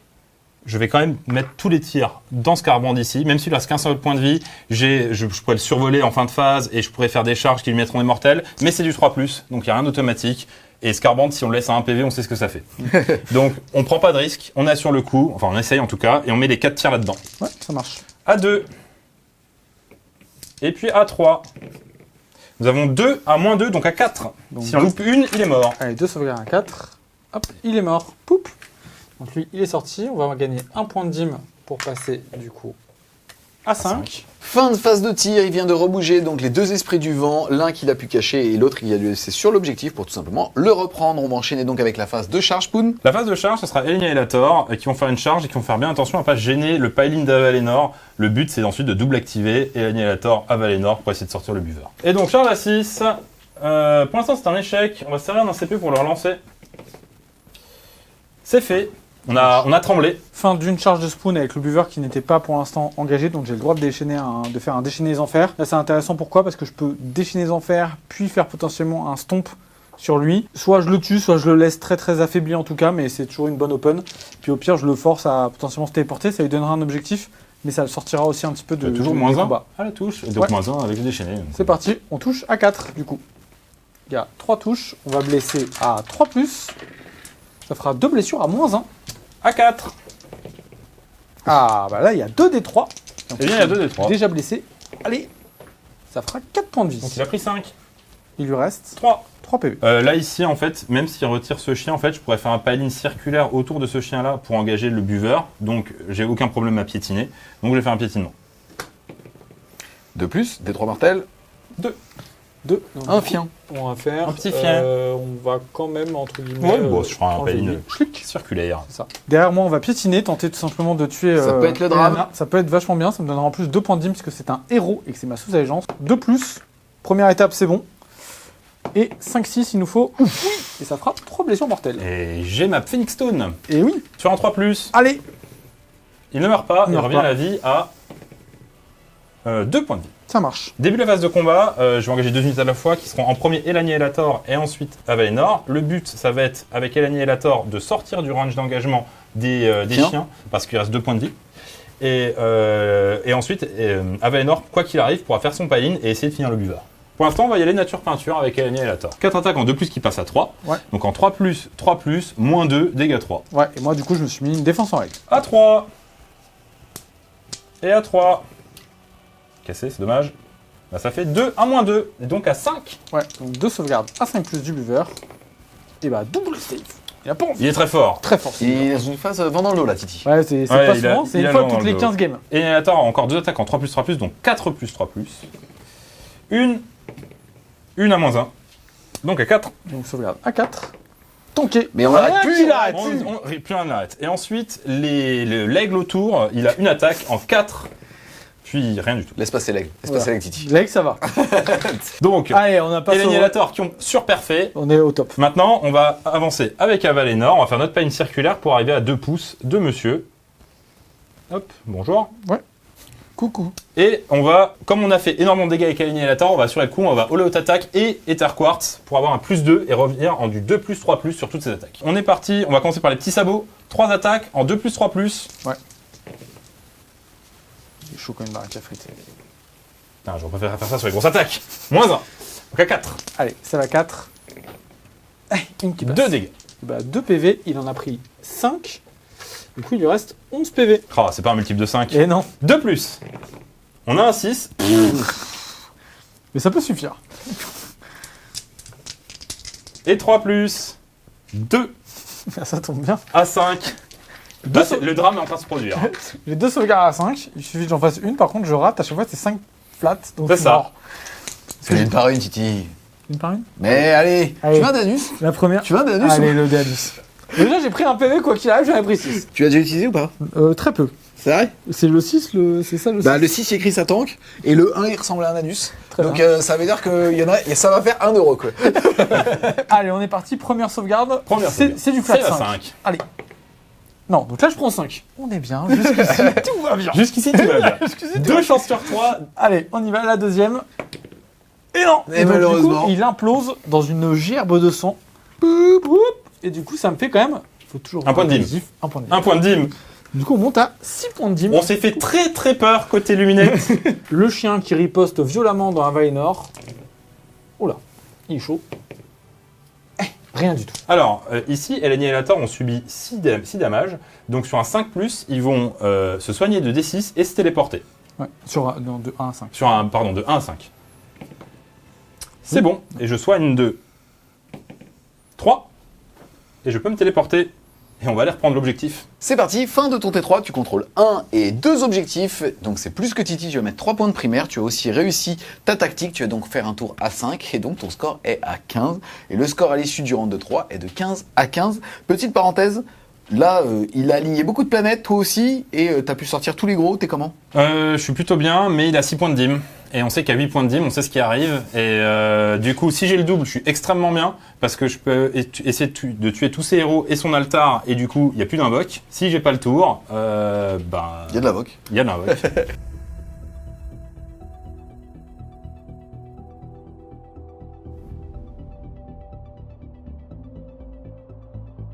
C'est parti, début du round de 4, jet d'initiative en cas d'égalité, c'est Titi. Et c'est le moment où il te le fallait d'ailleurs. Bon, exactement, ouais. C'est parti Titi, début donc de ton tour, puisque Ouais. tu prends ce double tour. Au niveau des actions héroïques, toi, comme tu n'as plus de général, tu as essayé de générer un PC sur du 2+, que tu as réussi à faire, tu es donc passé Yes. à 2 PC. Ensuite, toi, tu as fait deux choses. Un, tu as tenté de générer un PC sur ta Catalar, et ça a dit oui. Et tu as aussi fait l'ordre de ralliement sur les maîtres des épées, et ça a dit non, puisque tu en as relevé 0. Quelle tactique tu vas avoir, Titi? Alors, je choisis une tactique corne qui nécessite d'avoir toute mon armée à 8 pas d'unité ennemie à la fin du tour.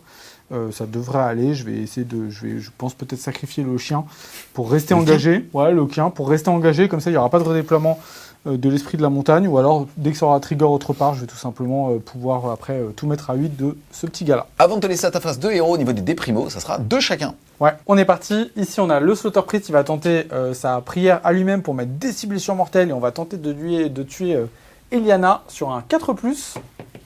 Oui, du coup, on va lui mettre des 6 BM. C'est parti. Et bah, une BM. C'est dommage qu'on aurait pu coupler ça du coup avec la dîme de sang. On pourrait essayer de la finir et du coup se débarrasser de celle-là et prendre facilement l'objectif. Derrière, on va faire notre petit copain qui est juste là. Il va tenter de mettre un +1 en sauvegarde sur une unité. Oui, ça passe. Et on va le mettre du coup sur le pack de Blood Warrior pour tout simplement essayer de freiner l'attrition du côté de Spoon et qu'il ait un peu plus de mal à me tuer des unités. Et ça va clôturer ma phase des héros. Fin de la phase de mouvement du tour 4 de Titi. Ouais. Pas de redeploy. T'es Voilà. donc positionné pour être à 8 pouces des unités ennemies. Ouais, c'est ça. Donc globalement, il avait des redeploys, mais je restais à 8 pas d'une autre unité à chaque fois, donc c'est pas très grave. Ce qu'on va faire ici, c'est du coup, on est quasiment à la fin. Je vais pas invoquer à ce tour-là, parce que si je rate ma charge, du coup, ça me fait rater ma tactique. Par contre, ce qu'on va faire, c'est qu'on va juste activer le chien pour l'empêcher avec son mouvement de pin de sortir des 8 pas de mes différentes unités. Je vais pas avoir de charge que ici, je peux charger, mais en fait, entre le Nichel, la phase de combat, il peut tout à fait me tuer. Et en fait, je lui donne une unité, ça sera pas grand-chose, alors que là, ça me laisse encore du monde sur la map, ce qui est le plus chiant pour globalement notre ami Spoon, alors que si je lui donne des unités pendant son tour, il est tout content. On est parti du coup ici, le mouvement d'engagement, je pense qu'on va venir par là, pour éviter qu'il puisse sortir notamment de cette unité-là, qui est un peu la plus vulnérable en termes des Je mouvements peux toujours d'engagement. sortir là, je pense. Hein. Ouais. Et du coup, on va taper avec le chien pour vraiment humilier définitivement notre ami Finis-le. Avalenor. Ça fera 2 touches, et ça fera une blessure, s'il te plaît. Poup, humiliation. Non, En fait, attends. avant que tu fasses ton pay-in, j'aurais plus de stomp. Oui, si tu veux, ça me va. Ça me fait gagner un PV. Ah, vas-y, excuse-moi, tu peux y aller. C'est oui. Ça marche. Donc, poup, c'était à la fin de la phase de C'est pas charge fait finalement. Du coup, on gagne un autre point de dîme, je suis à 7. Et au moins, il peut pas piling, donc la tactique est validée. Ça sonne donc la fin du tour, puisqu'il n'y a pas de corps à corps, puisqu'il est mort à la fin de la phase de charge, le petit chien. Et donc, tu contrôles 2 objectifs. C'est ça. C'est plus que Spoon. Tu vas donc marquer 3 points de primaire. Ta tactique est aussi validée parce que toutes tes unités sont au moins à 8 pouces d'une unité ennemie. Tu refais un tour à 5, ton score passe de 15 à 20.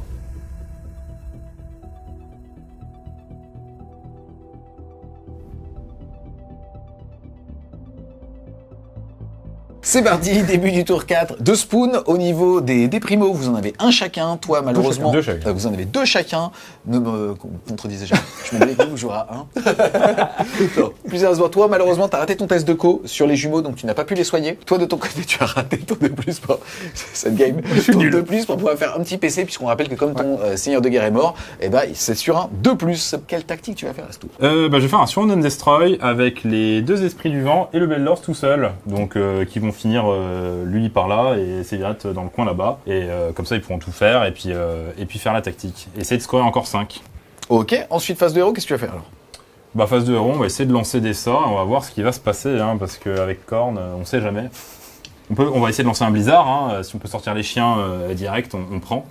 Et éclater ma grande strat au passage. Ça fait plaisir. Le bonus, quoi. Donc on va commencer par tenter le blizzard avec la Catalar. Ouais, ça marche. Pour l'instant, ça passe. Ouais, ça marche. Et on a tous les 2 dés, donc je vais être forcé d'en rajouter au moins un. Un petit 6? Non. 3. Je vais en rajouter un, parce que si je fais un 6, c'est cadeau. C'est cadeau pour toi, non. Eh bien, c'est à 16. toi de prendre une décision. Ça marche. Je vais laisser passer mon spawn. Oh, tu le laisses passer. Ouais, ça laisse passer du coup. 5+. Ouais. Ah bah oui, évidemment. Pour une fois que je caste un blizzard. C'est ça. Corne du coup sur un 5+, sur toute l'armée en fait, chaque unité. Sur un 5+, on ignore les effets du sport et on gagne un point de dîme. Ah, j'adore te donner des points de dîme. Ah non, du coup je vais quand même manger mes 4 décibels. Est-ce que tu vas blizzarder de l'unité? Alors, déjà, 4, je 3, tue 7. pas ma Catalar, Mais tu vas quand même te prendre des 3. Ah, mais je tue pas ma Catalar. Et ça fait 10 puffs, hein. Eh bien, ça fait 10, hein, donc Tout ça a l'air d'être pile, quoi. limité. Hein. poup. Et du coup on gagne un point de dîme, on va monter du coup à 8. On gagne quand même un point de dîme. Toujours, voilà. faut toujours être Et je content. prends avec la Catalar 3. Ok. Nous allons lancer avec la Catalar Speedavish. J'ai eu très peur en voyant un, Ouais. mais ça passe à 7. Il nous reste du coup une seule dispel avec le perso. 8. Et non, ça va ça passer. passe. Les déprimo Ah, c'est bon. dissipés. Il nous en reste un du coup. De l'autre côté, on va commencer par lancer un bouclier mystique qui passe à 8. Ouais, j'ai plus de dispel, hein, pour information. Ah, bon, bah, j'ai un bouclier mystique. Ouais. Et on va lancer la ward personnelle Personnel. qui passe. Fin de la phase des héros, on va déclencher un nouvel effet de dîme. Pour 3 points, on va lancer une comète de cornes sur le champ de bataille. Là, j'ai 2 targets. Soit la Catalar, qui est la grande stratégie, qui a plus de Phoenix Stone, mais elle a quand même un bodyguard. Donc globalement, il faudra que je fasse au moins 2 blessures. Ou alors juste tuer le Blade Lord, qui en fait, si je le tue, ça annule la tactique de Spoon. Donc ça fait en fait 2 points immédiats sur juste un 5+. Donc je pense que je vais vraiment jouer la ultra fiabilité. Et donc du coup, sachant que si je joue derrière, je pourrais refaire une comète si elle a raté son soin et tout avoir. Donc on va tenter de tuer le Blade Lord. Il nous faut, chaque 5+, c'est une BM. Donc il en faut 1. C'est ça. Et bah, ça fait plus que Oui. 1. Donc hop, il est mort. Je vais du coup regagner un point de dîme. Donc, finalement, ça m'a coûté que 2. Donc, je retourne à 6 et poup. Et du coup, on vient de couper la tactique des luminettes puisque l'unité qui devait être sur le bord de table n'existe plus. C'est bien, j'ai plus besoin de m'embêter à bouger les spirits. Exactement. Et par contre, on va pouvoir laver du Blood Warrior. C'est ça. Parce que du coup, le choix, c'est avec la dîme, ce qui est difficile, c'est qu'on doit faire un choix entre deux choses. Donc là, par exemple, il y a eu un blizzard, j'aurais pu l'auto-dispel. Mais je pouvais pas l'auto-dispel et couper la tactique, etc. Donc c'est là où c'est le jeu qui est un peu technique. Quand vous avez beaucoup d'actions très stylées comme engager là, sauver votre truc et tout, bah là, faut faire un choix. Et mon choix, c'était plutôt de couper des points immédiats. C'est parti, fin de la phase de mouvement du T4 de Spoon. Pas grand chose à dire puisque il n'y a pas eu de redéploiement. Titi n'a qu'un seul PC puisqu'il a raté sa 4+. C'est une merde.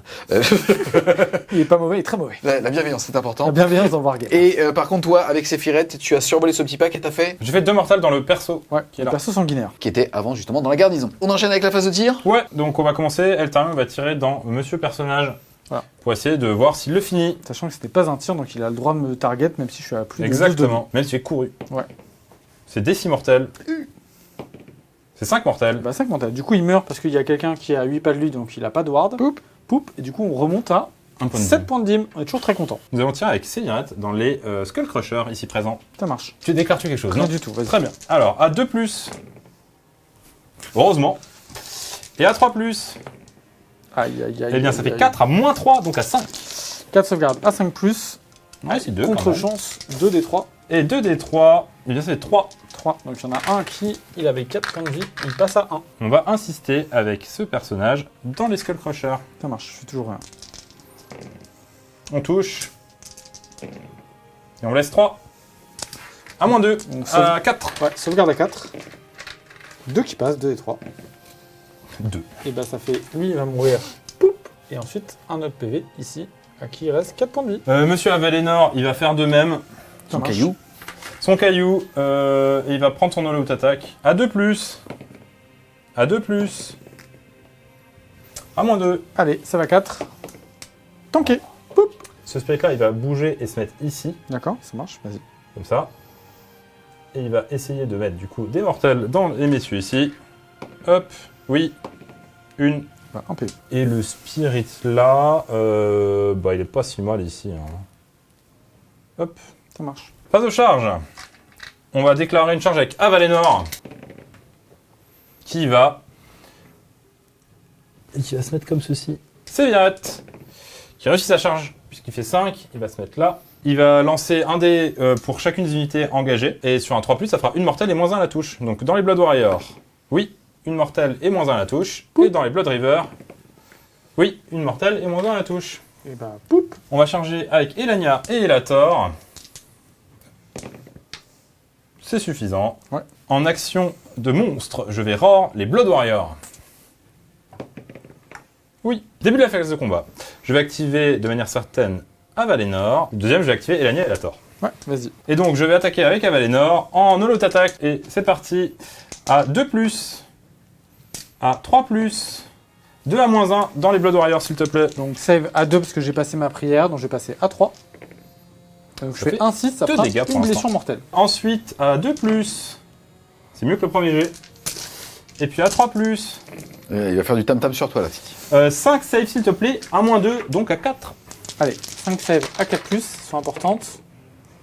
Ça fait va. Donc, 10. ça fait 10 et tu prendras par contre 2 blessures mortelles au total. Donc ça fait 10 et 2, 12. Je vais perdre 6 Blood Warrior. Hop, donc vous l'avez vu, avec les glaives, du coup, sur chaque 6 à la sauvegarde, je vais faire une blessure mortelle. Donc là, j'en ai déjà fait 2. Et la particularité, c'est que vous avez les démons qui ont des protections, entre guillemets, quand ils sont loin des ennemis. Les mortels, par contre, en Blade of Corn, explosent en fait en gerbe de sang quand ils meurent. Et du coup, on peut sélectionner des unités qui sont à 3 pas 2. Et on va acheter autant de dés qu'ils ont de PV. Et chaque 5+, ça fera une blessure mortelle. Ici, on a regardé, j'avais 4 Blood Warrior. Ils ont 2 PV chacun. Je vais du coup jeter 8 dés. Chaque 5+, ça fera une BM. Et donc, je vais mettre 4 blessures mortelles en plus dans notre ami la vachette. Ça fait que je passe à 7 PV prix. C'est ça. J'ai dit que j'activais Elania et Elator, qui vont donc... Alors, a priori, cet objectif est pris, ça fera 3 points. Et donc là, on va essayer de sortir le dernier personnage, et on va mettre toutes les attaques dedans. Donc, à 2+, à 3+, 4 à -2. J'ai plus de sauvegarde. Bah, ça fait 12, ça fait 16 dégâts. Ça marche. Bah, il est mort, ça me fait un On mort. rappelle que sa valeur de dégâts, c'est le numéro du tour. On est round 4, ça fait 4 x 4, 16 dégâts. Et du coup, je gagne un point de vie, je passe à 8. Pour 16 dégâts, tu l'as retiré vite quand même, Titi. Bah ouais, mais ça fait un point de vie, mais on est content du crâne qu'on a pris. 2 rivers qui vont taper dans un Valinor. C'est vraiment pour le style. Touche à 4. À -1, t'as compté? Ouais, j'ai compté. Une blessure sans reine, s'il te plaît.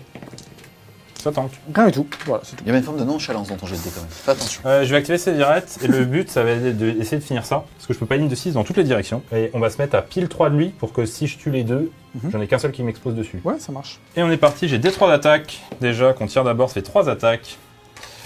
Et on est parti à 3+, à 3+, rien.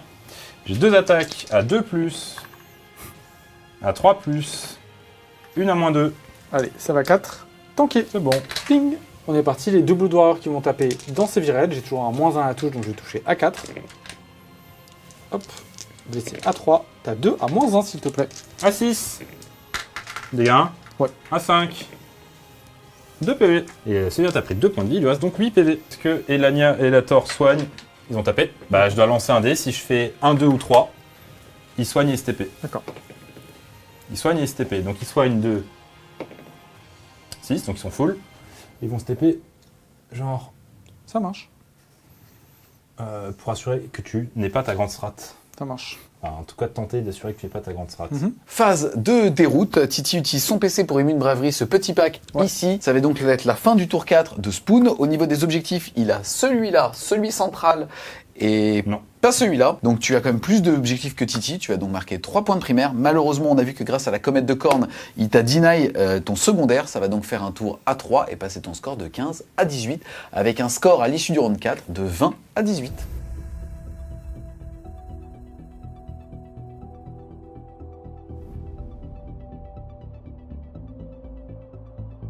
C'est parti, initiative du tour 5. Allez. Et c'est un 4 et C'est à un toi. 1 malheureusement. Monseigneur. Et ben on va le prendre pour qu'il me reste encore une tactique à faire. Du coup, avec le gain d'initiative, je vais le prendre tout simplement parce qu'il faut absolument que je fasse une tactique pour essayer de réduire le score, parce que je pense que ça va peut-être se jouer au tout dernier tour pour le scoring et arriver à nous passer l'un devant l'autre. Il y a plein de petits trucs encore qui peuvent se passer, c'est assez cool.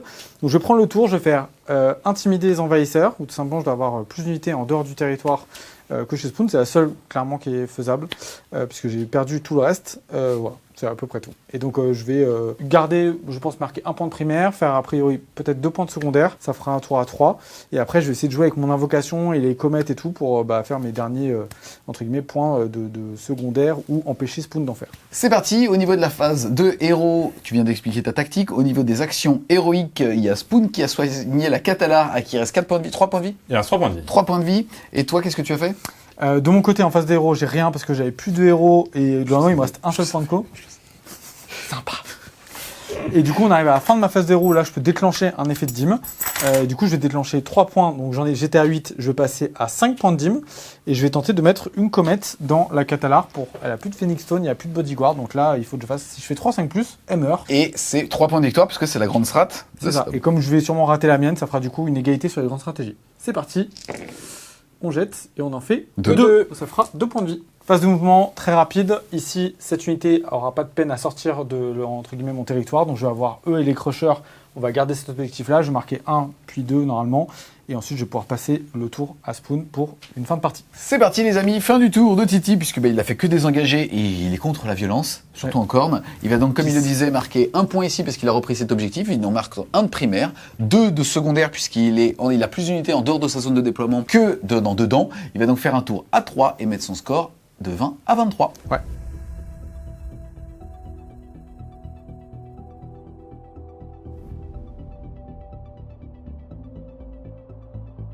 C'est parti les gars, on va filmer les jets de dés alors que normalement on les filme plus pour gagner un petit peu de temps, notamment au niveau des déprimos et ainsi de suite. Là, ce qui est intéressant, c'est l'action Rick qui va tenter de faire avec la Catala, puisqu'on a Titi qui arrive avec sa dîme et qui va tenter sa comète pour te priver de 3 points de victoire de ta grande stratégie. Donc toi, tu es le joueur qui a l'initiative, tu vas donc pouvoir en fait justement d'abord la soigner. Donc action Rick de soin, petit test de commandement. Petit test de coup à 7.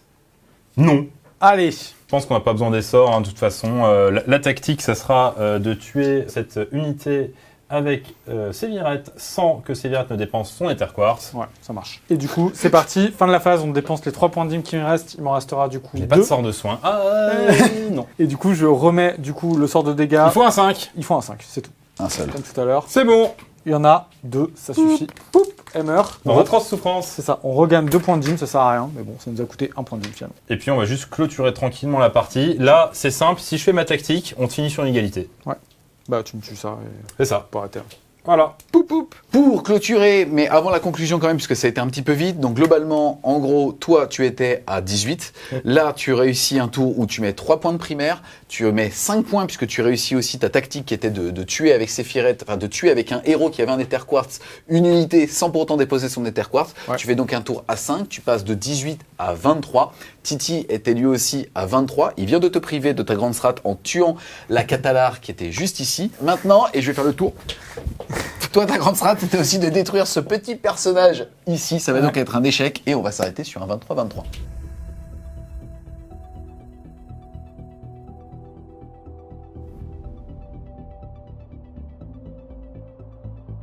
On se retrouve les Wargamers après ces 5 rounds de jeu avec, comme on l'expliquait, une égalité parfaite de 23 à 23. On a vu derrière que Khorne a quasiment fait un perfect au niveau au moins des secondaires mais pas au niveau des primaires. Et on a vu aussi la facilité de Khorne avec les points de dîme une fois que la game se lance à toi te deny justement les choses. Parce que ça a été des comètes pour te priver d'une grande strat, en tout cas d'aller sniper des personnages, mais c'est aussi le fait de pouvoir te locker avec la surge, c'est-à-dire avec le D6 pouces de mouvement qu'on est capable de faire avec 1 à 3 unités. Bref, qu'est-ce que tu as pensé de la game? Franchement, la game était très cool. On n'aurait pas pu mieux rêver, je pense, comme partie. Il y a eu des réussites et des échecs des deux côtés, à des moments cruciaux ou à des moments moins cruciaux. Et franchement, une game incroyable.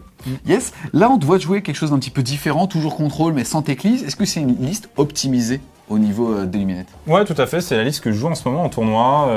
Après, optimiser en lunettes, ça veut pas forcément dire grand-chose, dans le sens où il y a beaucoup de gens qui ont beaucoup d'idées différentes. Mais en tout cas, moi je trouve que c'est la version la plus opti de ce qu'on peut faire en termes de lunettes héros. Maintenant, après, il y a d'autres gens qui jouent d'autres choses.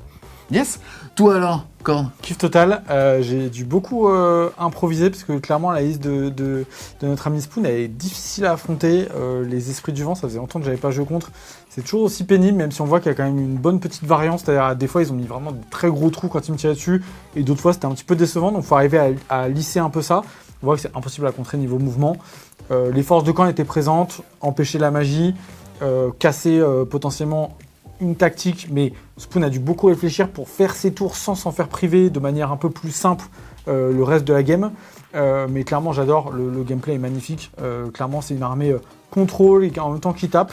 Moi j'adore, la liste n'était pas forcément méga optimisée, on peut enlever 2-3 trucs pour mettre plus de ressources et jouer encore plus de dîmes sur le long terme et donc être vraiment beaucoup plus handicapant. Mais on a vu le gros buveur et les crushers, c'est des unités qui sont quand même un peu en dessous parce que mauvaise touche ou alors coûte un peu trop cher pour les crushers. Mais l'armée est vraiment un bonheur à jouer absolu. Et je pense à affronter, c'est plutôt agréable parce que c'est pas pété, c'est juste que c'est difficile, il faut vraiment se creuser un peu les méninges, quoi. Ouais. Donc je pense que ça peut être frustrant, mais dès qu'on a compris et qu'on voit un peu comment il jouait, Spoon, voilà, il me disait bah si je fais ça, tu vas me contrer, donc il était déjà un peu dans ma tête, moi. Maintenant, bah, la comète plus les effets qu'il y a eu avant, donc il y a quand même enchaînement, hein, les crânes qui explosent, donc je fais autant de dégâts, je fais en plus des bons jets sur les D6, ça tue les Blade Lords, donc après je peux les assassiner, donc vous voyez que c'est beaucoup d'enchaînement, mais du coup c'est tout un fil de partie qui à la fin on dit bah tiens je peux handicaper une tactique ou un truc et c'est vraiment très cool. Voilà. Yes, là par rapport au fait que ça se termine en 23-23, est-ce que tu aurais joué plus agressif, difficile en tout cas, pour aller chercher une win sur peut-être justement... après, je dis ça, les jumeaux sont restés à 1 PV je crois à un moment, et pour le coup c'est 3 points de victoire peut-être aussi qui se jouent là-dessus. Après, en effet, il y a eu des craquages des deux côtés où à chaque fois ça s'est potentiellement joué au PV près. Ouais. Mais est-ce que toi il y a quelque chose que tu aurais changé dans le game plan si jamais justement tu connaissais mieux le match-up? Ouais, je pense en fait le problème c'est peut-être le buveur de sang quand je l'ai envoyé en fait c'était un peu inutile. Parce que de 1, je l'ai mis à portée de Blizzard, donc j'ai donné une open à Spoon quand même assez simple. Et ensuite, j'ai donné 5 PV pendant mon propre retour, en faisant 0 en retour, ce qui est quand même un trade genre vraiment horrible. Parce que du coup, lui, ça lisse sa stat de tir. Il n'a pas besoin de venir à côté de moi parce que j'étais déjà engagé. En fait, je pense que le meilleur play, c'est juste de mettre le buveur sur objectif, loin de lui, pour le forcer à écarter, entre guillemets, ses bulles et le forcer à jouer de manière différente. Ça, je pense que c'était vraiment un très bon play de garder le buveur en vie, vraiment sur le côté, un peu en fouine et en attendant. Et après, est-ce qu'au même tour, je devais peut-être sortir Scarbrand un tour plus tôt pour nettoyer les Dawn Riders derrière et créer vraiment ce triple front? Je ne l'ai pas fait. Et finalement, j'ai décalé ça pour faire la même chose le tour d'après. Donc en fait, je pense que ça, c'était peut-être une petite erreur de tempo. Par contre, ce qui est intéressant, c'est si j'avais pu donner l'init à Spoon et préparer un double tour de Scarbrand, c'était ce que je voulais chercher. Tu as eu les 3 premières, tu as eu les 2 dernières. C'est ça. Et donc du coup, ça, c'était en fait chercher le fait de lui donner le tour, que lui il joue T2, T3 et qu'en plus, moi, je puisse faire un double tour de Scarbrand où il pouvait pas trop se protéger parce qu'il n'a pas non plus mis l'écran. Voilà, donc ça c'était l'open que moi je cherchais, je l'ai jamais eu, donc finalement mon idée de sortir Scarbrand tard était mauvaise.